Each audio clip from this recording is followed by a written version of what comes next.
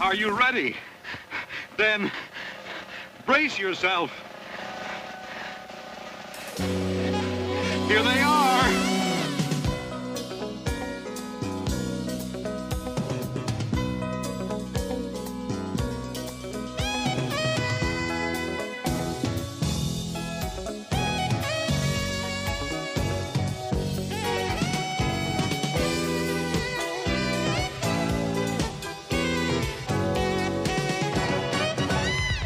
Video played a trick on me. I watched the 1965 Beatles film Help last night. It's being issued on home videotape for the first time this week, and I was all set for a delight because I had remembered enjoying it somewhat as a college student back in '65.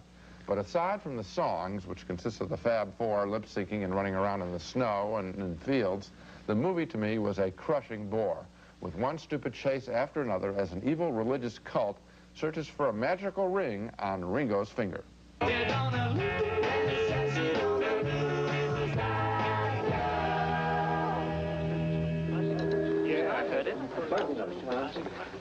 Boys, are you buzzing?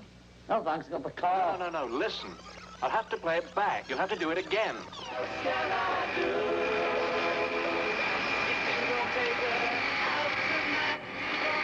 Is that you? No. Well, don't look at me.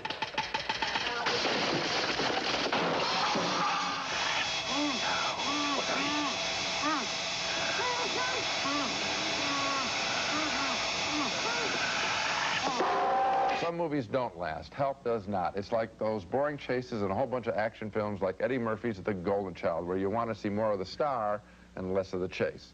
The Beatles themselves are charming, of course, but if you want to see a Beatles film, the one to rent is still A Hard Day's Night with its boyish, anti-establishment playfulness. Well, I agree with you about A Hard Day's Night. That, in fact, is one of my all-time, probably top wonderful. 20 or 30 films. It's wonderful. I disagree with you on your gratuitous slap at Eddie Murphy's The Golden Child. Once again, we disagree. I think What did you think about Help? What I think about Help, I haven't seen it since 1965. I think you'll be surprised, because I was looking forward to it, and I think a lot of people, the reason I think it's worth reviewing here is because I think a lot of people will really, look forward to seeing it, and you're going to be shocked. So many things have changed since 1965. The first time I saw it, somebody in the balcony of the theater jumped out of the balcony and threw himself at the screen, shouting, "I'm coming, Paul," and fell to his... Well, I guess he didn't like the movie either.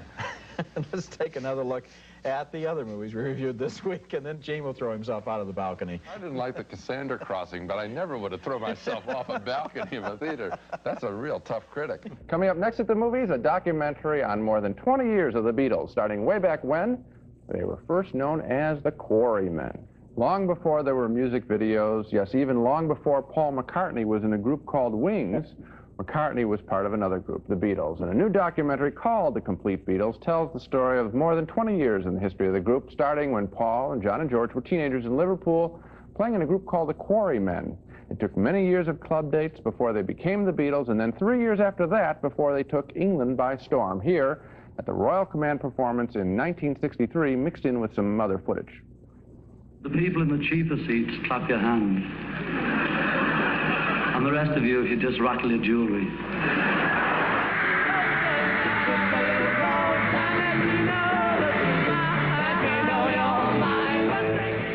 Later, stunned by their popularity, the four young Beatles talk about their individual dreams and how long their fame might last.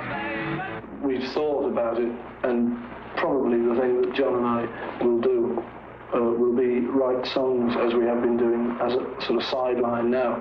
We'll probably develop that a bit more, we hope. Who knows, at 40 we may not know how to write songs anymore. I hope to have enough money to go into a business of my own by the time we do flop. I've always fancied having a lady's hairdressing salon, a string of them in fact, and trot around with my stripes and my tails, like a cup of tea, man. How long are you going to last? Well, you can't say, You can be big-headed and say, yeah, we're going to last 10 years.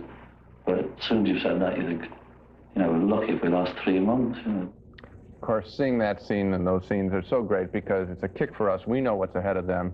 They don't.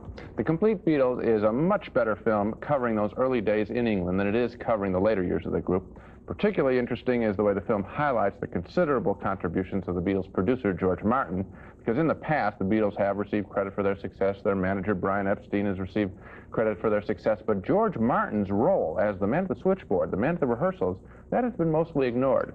But I can only give a mixed review to the Compleat Beatles because the second half of the film needs more concert material and more, frankly, interviews with the Beatles themselves. This movie is a fascinating subject, to say the least. None of it should have been boring, as the second half of this movie is. I like the whole movie. I'm kind of confused by that because you say you like the George Martin stuff, and that's all in the second half of the movie. How he produced Abbey Road, how Sgt. Pepper was their best album and the White Album, and how George got mad because he only got 2 cuts on every album, how they brought in all the symphony instruments and played with the tapes. And Martin is known as the 5th Beatle, so he's gotten a lot of credit, but until this film, he's never really been exploited in terms of all the little stories about how they made the music. And then also the last half of the film is how they go to India and have their falling out with the Maharishi and so forth. I thought the whole film, and especially the end, where success destroys them and they can't hold together, was the best part. I liked it all. Well, I think that I felt that they played a little fast and loose with some of the footage that they had throughout it. I wanted them to speak. That's what I really wanted, I guess, and I expected that in the second half. I guess I expected some reflection on them. I don't know if they didn't have the rights to the material or what it was, but that was missing for me. Their response to the same material. Well, I think we have a disagreement because I thought there was for a Beatles fan, the whole movie is invaluable. It's just interesting. So I thought, anyway. Coming up next, a new documentary on the life of John Lennon. It's called Imagine. Did your wife enjoy it over there? She loved it. Who? Don't tell him he's married. It's a secret. Oh, I'm sorry. This weekend marks what would have been John Lennon's 48th birthday, and his murder 8 years ago has now prompted a scathing biography by Albert Goldman allegedly showing Lennon's darker side. And now here comes the release of a film titled Imagine that tries to give us a glimpse into Lennon's private life, as well as an overview of his career as both a Beatle and as an artist in his own right, working with his wife, Yoko Ono. I think the most revealing moments of this film come right at the very beginning, however, when Lennon talks about his boyhood. I was raised by my auntie. My father and my mother split when I was about 4. I spent some time with mother up till about 4. Then my father split. He was a merchant seaman, you know, you can imagine, and it was 1940s in the war and all that. And he left, and I was brought up by an auntie. The most special musical footage is a private rehearsal of Imagine at his palatial estate. Imagine all the people. In another fascinating clip from the Lennon archives, John explains how he first met Yoko. And the first thing that was in the gallery, as you went in, there was a white step ladder. And yes, I thought, okay, it's the first show I've been to that said something, you know, warm to me. So then I decided to see the rest of the show, and that's when we met. We also get some home movies with John and Yoko's son, Sean Lennon, who talks about his father. I never really registered that he was a Beatle until I saw a movie called Yellow Submarine. And I just put it together, and I would ask about it, and he would say, yeah, there's a Beatles. I was a Beatle, but that's over now. That's over now, and I'm spending time with you or something. What's on the screen in this movie is fascinating. There are some poignant interview sections, particularly with John's first wife, Cynthia, who talks about what it's like to be left behind in the dust of a star. There's an amazing sequence where we literally see her not get on a train with the Beatles. She's left behind. She can't convince the security guard that she's John Lennon's wife, and she is left behind. The music is wonderful, of course. I wish there had been more of it. But because of the current controversy over the book about John Lennon that paints a much darker portrait of drug abuse and cruelty, we are left to wonder if this movie, Imagine, is the whole story of John Lennon. But taken for what it is, it shows sides of Lennon's life that we haven't seen before, or sides that we have seen before and still find immeasurably pleasurable to revisit. I had something of the same reaction. You know, like everyone, I suppose I'm a Beatles fan, and I'm a John Lennon fan. I also remember the Compleat Beatles and the Beatles story, earlier documentaries. This one has largely new footage, this archival footage of this man, as you said, who was the most recorded man of modern times. They had 200 hours of private home movies. The problem I find is that documentary films are people looking at you. Home movies are movies you're making about yourself, and so you are very deliberately performing, and you're very aware of the fact that you're making a home movie. So that frequently I felt that I was seeing John and Yoko in private moments that they were making public, such as their famous honeymoon, which they made into a press conference, so that I wasn't sure at all times that I was getting a documentary look. I felt I was getting a look which John Lennon almost stage managed after his death. Well, that's the one question I'm saying. Look, I would take any scrap of material. I just want to know what kind of material that I'm seeing, and I think you've described it quite well. It is somehow filtered. But there are times when even the person when they're being photographed can't know what the camera is catching. And there are some, for example, simple physical things. He was frail. That surprised me. I mean, I don't know why that surprised me. When I saw him now, he seems smaller. And then there are moments when he is tender to a visitor. That's a magical scene where a visitor, a stoned-out guy, comes to his house and he helps him. That may have been included in stage management in some way. It still is very touching, and a lot of people would have wanted to visit John Lennon's house, and they'll be interested to see how that scene plays out.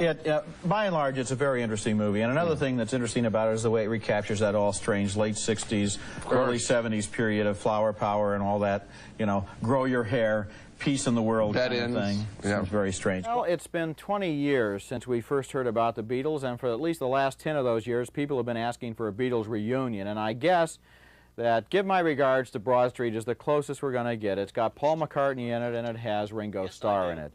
Unfortunately, this movie is such a pale shadow of the greatness of the Beatles that if you're a real Beatles fan, you'll hardly even want to go see it. It's really a dumb movie.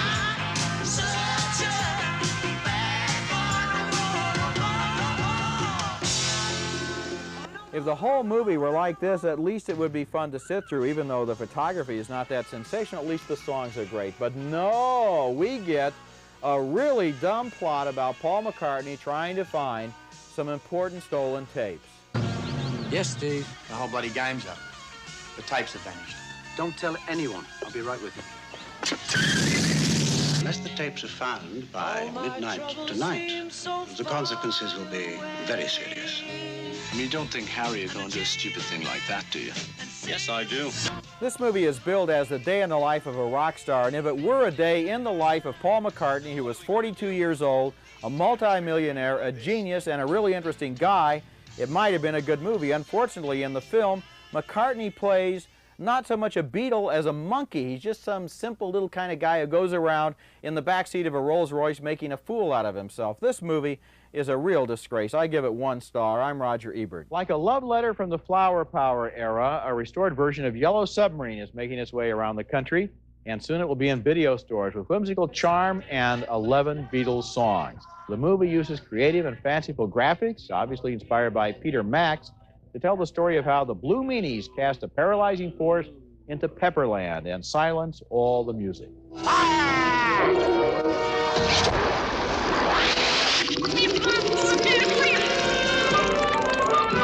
Only old Fred, leader of Sgt. Pepper's Lonely Hearts Club Band, escapes the Meanies.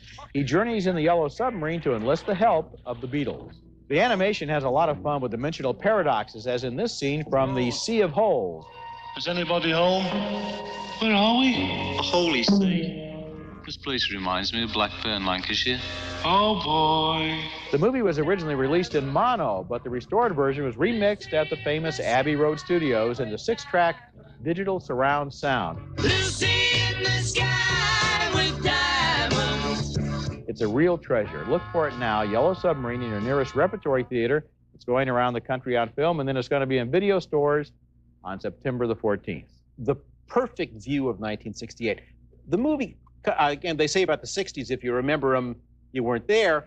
And I was surprised at how much I didn't remember about Yellow Submarine that I just like. The graphics are clever. The graphics are clever, and even though it isn't full motion animation, who cares? Modern Japanese anime isn't full motion either. What they do is they have the moving camera, and they have planes and levels of things. They're having the brilliant, bright colors, and then these interesting things they do with space and time. I love the creature with the big vacuum nose. And it vacuums up everything in sight, and then it vacuums up everything in the frame, and then it looks around, and it sees its tail, and it vacuums up itself. I just love that scene. The truth is, the book, which we would call it if it were a Broadway musical, is very, very weak, and the dialogue isn't so good, and the real Beatles were funnier. But that music and the way it sounds, surround sound on a DVD, this is a reason to buy a DVD. I'll tell you, I think now that it's back, this movie is not going to go away again. Far out. Groovy. Okay.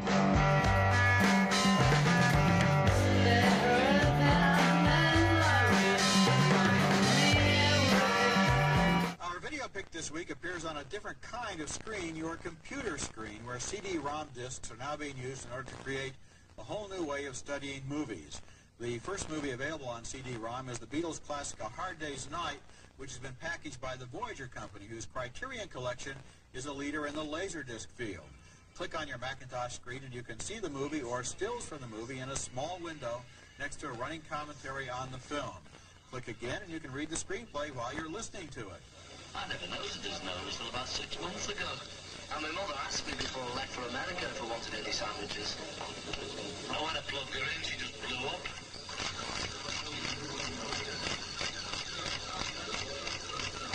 The CD-ROM version also uses pull-down menus to allow you to go instantly to any line of dialogue, any scene, or any song.